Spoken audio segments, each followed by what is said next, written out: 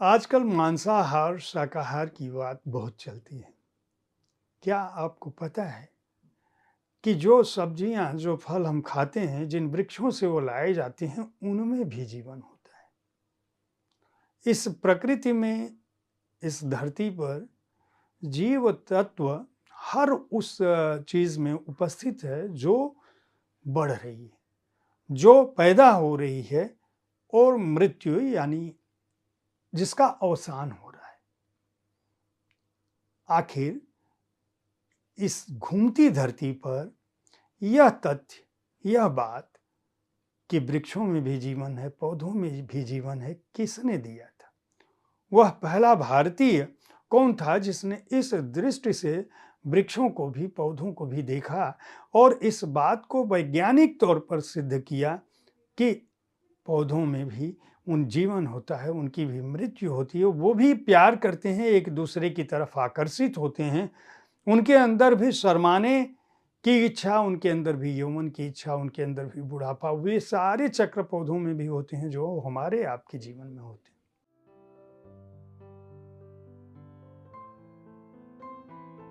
आप देख रहे हैं साहित्य तक, मैं हूं जयप्रकाश पांडे। यह कार्यक्रम है बुक कैफे का एक दिन एक किताब, और आज मैं ऐसी ही एक पुस्तक के साथ उपस्थित हूं जिस वैज्ञानिक के खोज की मैंने चर्चा की, जगदीश चंद्र बोस, एक असाधारण व्यक्तित्व, सूफी वैज्ञानिक।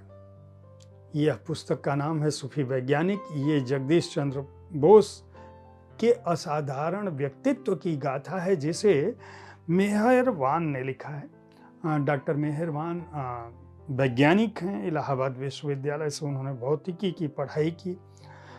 IIT खड़गपुर में से पोस्ट डॉक्टरल फेलो किया। Micro nano roboting and fabrication facility स्थापित करने में उनकी अपनी भूमिका रही है। इससे पहले वे विनम्र विद्रोही अद्वितीय गणितज्ञ श्रीनिवास रामानुजन की प्रामाणिक जीवनी पर काम कर चुके हैं। लगातार लेखन की दुनिया में, खासकर उन लेखकों की दुनिया में जो वैज्ञानिक रहते हुए भी जिनका जीवन प्रेरक था, उन पर लगातार काम करते रहे। जगदीश चंद्र बोस अपने समय से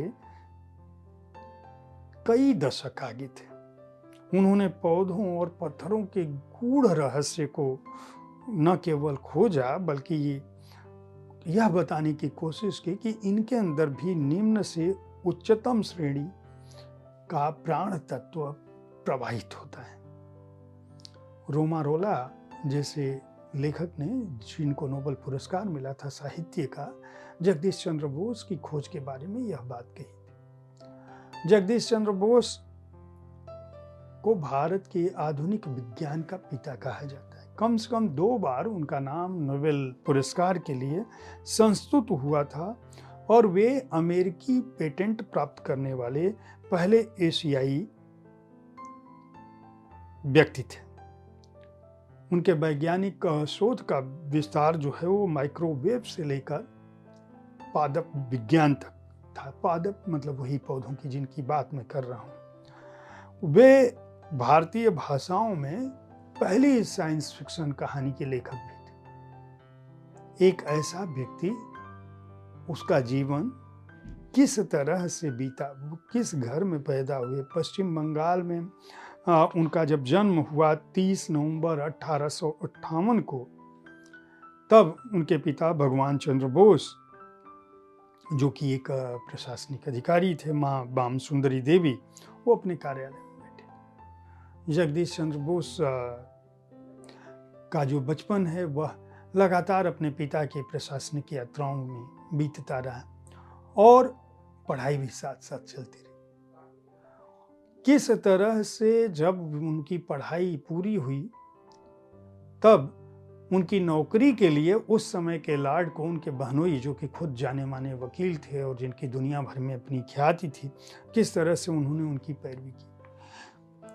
उस दौर में, जिस दौर में यह माना जाता था कि भारत सपेरों का देश है, भारत अंधविश्वासियों का देश है, भारतीयों के पास कोई वैज्ञानिक दृष्टि नहीं है, किस तरह से जगदीश चंद्र बोस ने न केवल अपनी मेधा के बल पर विज्ञान की दुनिया में कदम रखा, बल्कि कैम्ब्रिज में नेचुरल साइंस की ट्राइपो की डिग्री उन्होंने हासिल की, जो अपनी आप में अलग तरह का विषय था। उसके बाद जब वो भारत आए और उनकी नौकरी के लिए उनका यह स्वप्न था कि मैं भारत में काम करूंगा लगातार, और वे लौटते हैं और लौटने के बाद नौकरी उनको नहीं मिलती है। उनके बहनोई कोशिश करते हैं, वहाँ के लाड से कहते हैं। नतीजा यह होता है कि जो कॉलेज का निदेशक है वह नाराज हो जाता है कि तुम तो जो है ऊपर से पैरवी लगा रहे हो।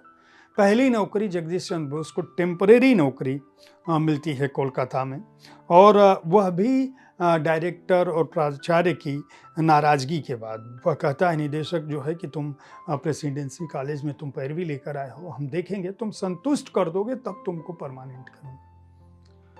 और उसके बाद जगदीश चंद्र बोस लगभग 6 दशक तक उन्होंने लगातार अपने काम से, अपनी वैज्ञानिक खोज से एक छाप छोड़ी।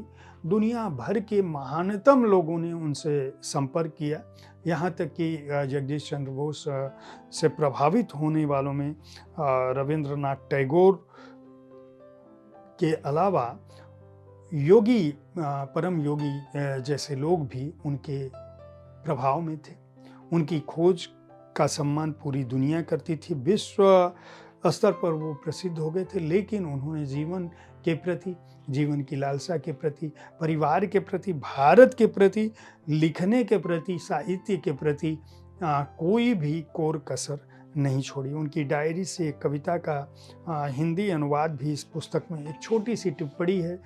लेखक का कहना है कि यह पता नहीं है कि जगदीश चंद्र बोस ने अपनी डायरी में यह टिप्पणी उनका खुद का लेखन है या किसी का, लेकिन यह बताता है कि वे किस तरह से प्रकृति से, विज्ञान से, मनुष्यता से, मानव के हित से और इस धरती पर जीवन चक्र में जो भी प्राणी या पौधे शामिल हैं उन सब पर, सबके साथ उनका किस तरह का ताल्लुक था। ये पंक्तियां हैं।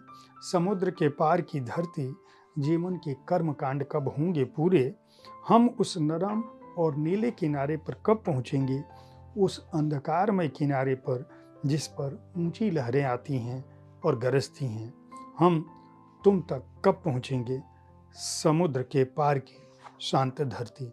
कल्पना की जा सकती है कि अपने जीवन के जिस आदर्श के साथ जगदीश चंद्र बोस ने एक लंबा जीवन जिया, पर्यटन को, प्रकृति को प्यार किया, भारतीयता से प्रेम किया और भारत को उस दौरान अप्रतिम दृष्टि दी जिस दौरान भारत में इस बात की कल्पना भी नहीं की जा रही थी कि यहाँ का कोई वैज्ञानिक दुनिया भर में अपनी ख्याति स्थापित करेगा।